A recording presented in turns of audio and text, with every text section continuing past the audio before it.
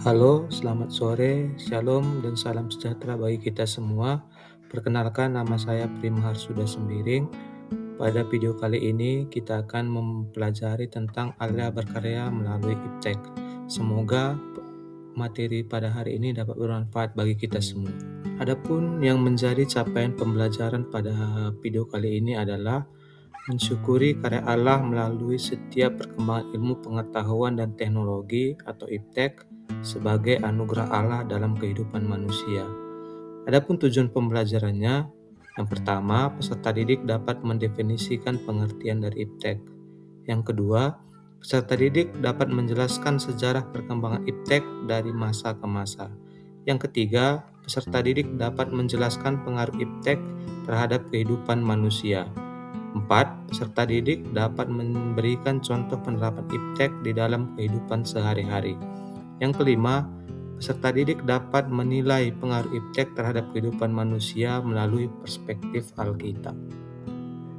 Kita akan mulai pembelajaran pada hari ini. Sebelum itu, coba perhatikan gambar ini. Menurutmu, apakah gambar ini? Mari berikan jawaban mengenai gambar berikut ini. Jika kamu menjawab gambar yang tadi ditampilkan sebelumnya adalah alat-alat iptek atau alat yang dihasilkan dari iptek, maka kamu benar. Maka kita akan lebih dulu mempelajari apakah itu iptek. Iptek merupakan singkatan dari ilmu pengetahuan dan teknologi. Ilmu pengetahuan adalah pengetahuan yang diperoleh melalui hasil dari penyelidikan atau penelitian pada suatu hal tertentu yang disusun secara sistematis. Teknologi adalah keseluruhan sarana untuk menyediakan barang-barang yang diperlukan bagi kelangsungan dan kenyamanan hidup. Maka dapat kita simpulkan bahwa iptek adalah suatu ilmu yang mempelajari mengenai berbagai informasi dan pengetahuan terkait dengan teknologi dalam berbagai bidang. Setelah kita mengetahui apa itu pengertian iptek, tentu kita ingin mengetahui sejarah perkembangan iptek. Secara umum, perkembangan iptek dibagi ke dalam 4 fase, yaitu 1. Revolusi industri atau sering dikatakan revolusi 1.0. Yang kedua itu adalah revolusi industri 2.0, kemudian revolusi industri 3.0, dan keempat adalah revolusi industri 4.0. Setiap tahap atau fase ini memiliki keunikannya masing-masing. Oke, sekarang kita akan mempelajari revolusi industri 1.0. Revolusi industri 1.0 adalah era yang terjadi pada abad ke-18. Revolusi ini bermula di Inggris yang ditandai dengan transisi dari sistem agrikultura ke sistem industri, atau dari masyarakat agraris yang sering ditandai dengan tenaga otot dalam proses produksi ke masyarakat industri. Penemuan mesin uap oleh James Watt yang menggantikan tenaga otot dan juga tenaga angin dan tenaga air misalnya untuk menggerakkan atau memutar penggilingan telah mentransformasi dan mengubah pola hidup, pola kerja, pola produksi umat manusia, khususnya di Inggris dan Amerika kala itu, tetapi di tahun-tahun mendatang merembet ke kawasan lain. Secara dramatis, kelas sosial dan struktur masyarakat juga berubah. Misalnya, orang kaya dahulu hanya dikuasai oleh kalangan bangsawan yang mempunyai banyak tanah. Tetapi kini bisa kelompok non-bangsawan asal mereka mempunyai mesin, meskipun tidak memiliki sepetak tanah. Jadi, masyarakat dari sumber kekayaan, masyarakat industri bukan lagi tanah seperti layaknya di masyarakat agraris, melainkan mesin produksi. Dengan kata lain, munculnya revolusi industri 1.0 bukan hanya mentransformasi Inggris dari masyarakat agraris ke masyarakat industri, tetapi juga mengubahnya menjadi bangsa kolonial dan superpower yang menguasai perekonomian internasional dan perdagangan global kala itu, termasuk tekstil, tetapi juga yang lainnya seperti kimia, manufaktur, dan sebagainya. Karena kolonialisme Inggris di berbagai kawasan dunia, maka kemajuan teknologi mesin itu pun menyebar ke tempat-tempat lain, khususnya yang menjadi koloni Inggris. Meskipun kontribusi revolusi industri 1.0 sudah sangat besar dalam mengubah atau mentransformasi masyarakat dari rural agraris ke urban industri atau dari tenaga otot ke tenaga mesin, tetapi produksi barang masih belum cepat, efektif, dan efisien karena belum ada alat transformasi atau alat angkut barang dari suatu tempat ke tempat lain. Setelah itu kita akan pelajari revolusi industri 2.0. Revolusi industri 2.0 ini dimulai atau ditandai dengan ditemukannya alat transportasi dan lini produksi yang mempermudahkan kerja para pekerja dalam mengangkut barang sekaligus melipat gandakan barang-barang yang diproduksi oleh perusahaan. Jika revolusi industri 1.0 dimulai di Inggris, maka revolusi industri 2.0 dimulai di Amerika Serikat kira-kira sejak pertengahan abad ke-19 atau sejak berakhirnya Civil War di negara tersebut. Sama seperti revolusi industri 1.0 yang mampu mentransformasi Inggris menjadi kekuatan atau bangsa superpower, revolusi industri 2.0 juga telah mengubah Amerika menjadi negara adidaya di dunia perekonomian dengan berbagai temuan alat transformasi seperti mobil atau kereta api, inovasi industri lainnya seperti listrik, telepon, radio, dan lainnya. Seperti di Inggris, revolusi 2.0 juga mampu memproduksi atau menciptakan kelas sosial baru atau menengah elit di masyarakat. Selain kaum buruh atau pekerja pabrik, bedanya Amerika bukan negara kerajaan seperti Inggris hingga tidak memiliki nobleman atau bangsawan. Pada revolusi industri 3.1 ditandai oleh temuan mesin yang bergerak yang mampu berpikir secara otomatis, yaitu komputer dan robot. Salah satu komputer pertama yang diciptakan manusia bernama Colossus yang berukuran sebesar kamar tidur, tidak menggunakan keyboard dan tidak mempunyai RAM. Komputer ini digerakkan melalui pita kertas. Demikian juga komputer klasik ini juga memerlukan tenaga listrik yang besar, sekitar 8.500 watt. Komputer ini konon diciptakan pada Perang Dunia Kedua sebagai mesin untuk memecahkan kode buatan Nazi. Setelah Perang Dunia Kedua berakhir, perkembangan teknologi komputer semakin pesat. Setelah ilmuwan menemukan semikonduktor, transistor, lalu IC, mereka kemudian mampu membuat komputer menjadi lebih kecil ukurannya. Daya listrik yang dibutuhkan juga semakin sedikit. Sementara itu, kemampuan hitungnya semakin melesat. Sebagaimana revolusi industri 1.0 dan juga revolusi industri 2.0, revolusi industri 3.0 juga mampu mengubah atau mentransformasi kultur dan struktur masyarakat.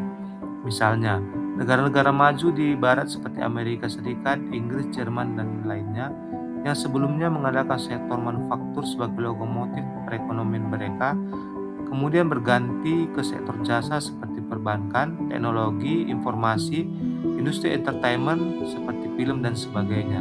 Dengan kata lain, mereka berubah dari ekonomi berbasis industri ke ekonomi berbasis informasi.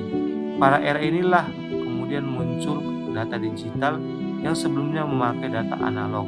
Misalnya, rekaman musik menggunakan compact disc, tidak lagi menggunakan kaset. Menonton film memakai DVD player, tidak lagi video player, dan seterusnya.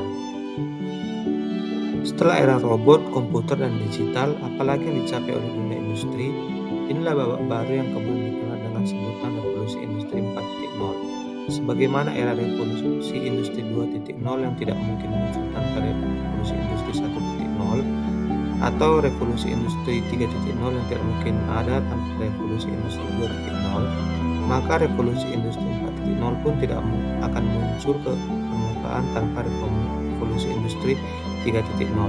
Dengan kata lain, bahan dasar dari revolusi industri 4.0 adalah revolusi industri 3.0, yaitu bertumpu pada komputer dan robot, tetapi sudah diinovasi sedemikian rupa sehingga semakin cerdas dan canggih.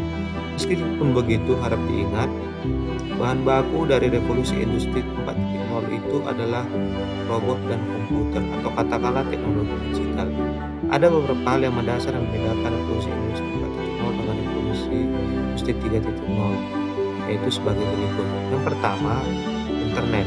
Ini merupakan kemajuan dan perkembangan pesat teknologi yang paling terasa.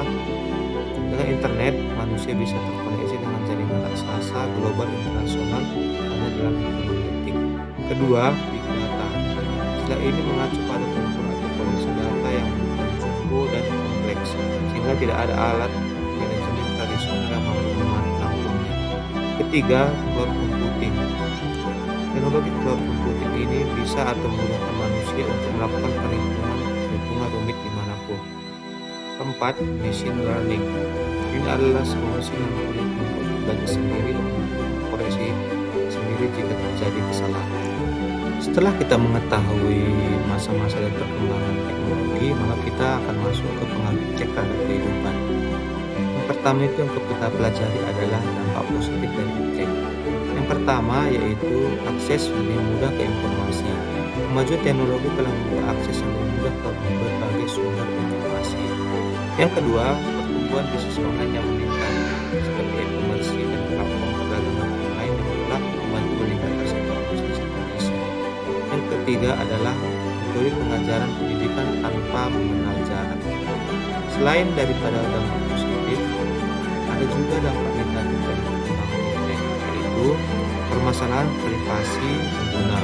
Pengumpulan data pribadi oleh perusahaan teknologi besar telah menimbulkan keraguan tentang privasi individu. Yang kedua, potensi isolasi dari dunia sosial. Penggunaan teknologi yang berlebihan terutama di kalangan generasi muda telah menghasilkan potensi isolasi sosial.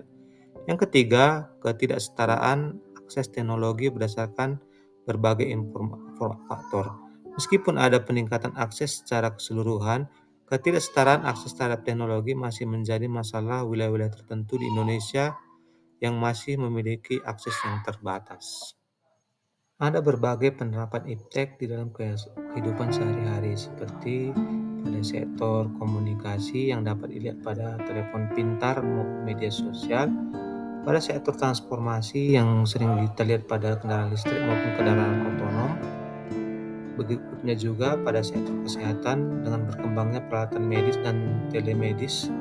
Berikutnya dapat kita lihat juga pada sektor rumah tangga seperti peralatan elektronik yang semakin canggih dan juga sistem otomatisasi rumah tangga. Berikutnya kita dapat melihat juga pada sektor pendidikan di mana pembelajaran juga dapat dilakukan secara e-learning dan juga munculnya berbagai aplikasi pendidikan. Pada sektor keamanan, berkembangnya sistem keamanan seperti kamera CCTV dan alarm. Begitu juga dengan berkembangnya keamanan cyber.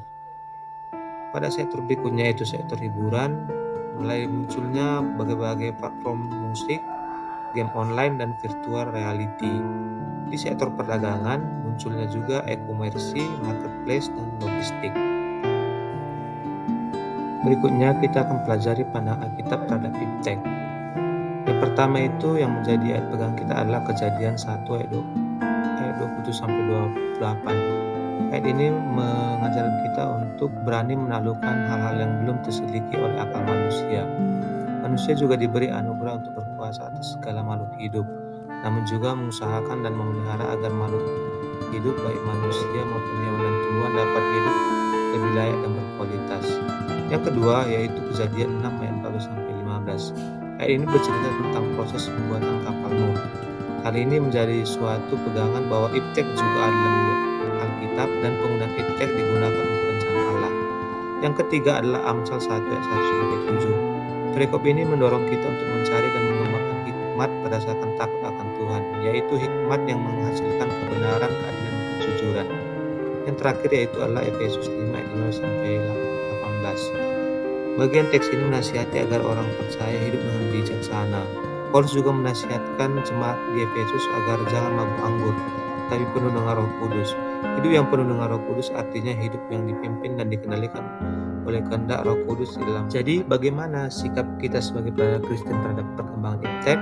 Yang pertama itu adalah kita menggunakan Allah sebagai sumber dari pengetahuan ataupun dalam penggunaan iptek itu sendiri.